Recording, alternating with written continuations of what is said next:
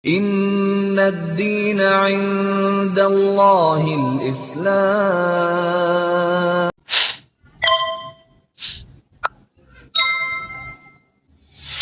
Dokter tahu Buya Hamka? Tahu. Menurut dokter dia baik atau jahat? Baik. Tapi dia pernah dirilis, dia pernah dilabelin pengkhianat negara. Oh. Menjual negara pada Malaysia. Oh. Dokter tahu Muhammad Nasir?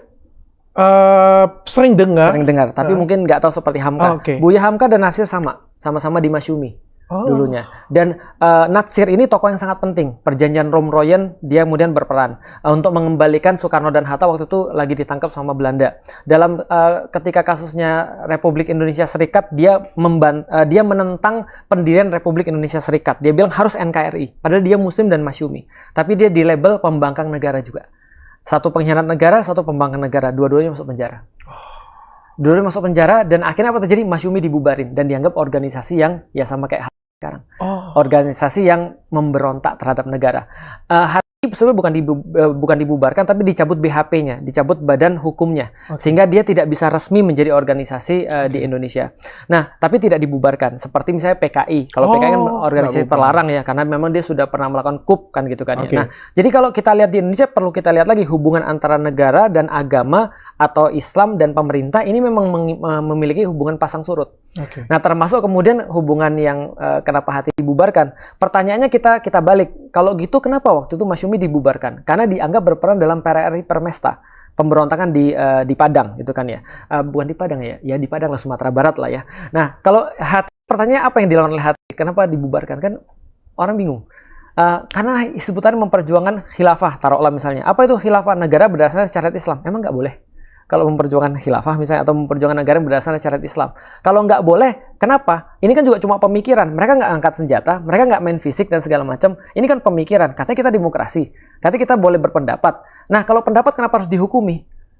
Kan yang dihukumi kan perbuatan. Contoh misalnya, saya mau maling nggak bisa ditangkap dong. Katanya karena tidak sejalan dengan Pancasila. Nah, bagian mana yang nggak sejalannya? Makanya saya bilang gini, saya bingung. How come orang bisa bertentangan dengan Pancasila? Itu mustahil secara teoritis, Dok. Karena Pancasila adalah ide universal. Bahkan PKI pun tidak bisa bertentangan dengan Pancasila. Kok bisa begitu?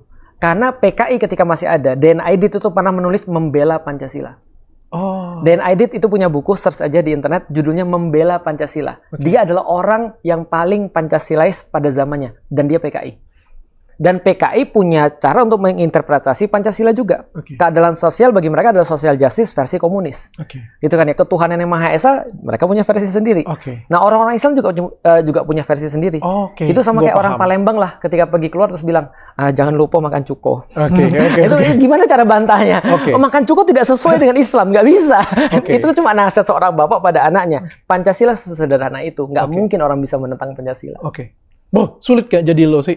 Udah mata sipit, Muslim, mualaf, terus sekarang jadi ustadz lagi kayak gitu. Jadi kayak yang dulu tentang nih banyak nih. Iya, bagi saya, selama saya bisa damai dengan diri saya sendiri, rasanya yang orang luar nggak bisa mengganggu kedamaian itu.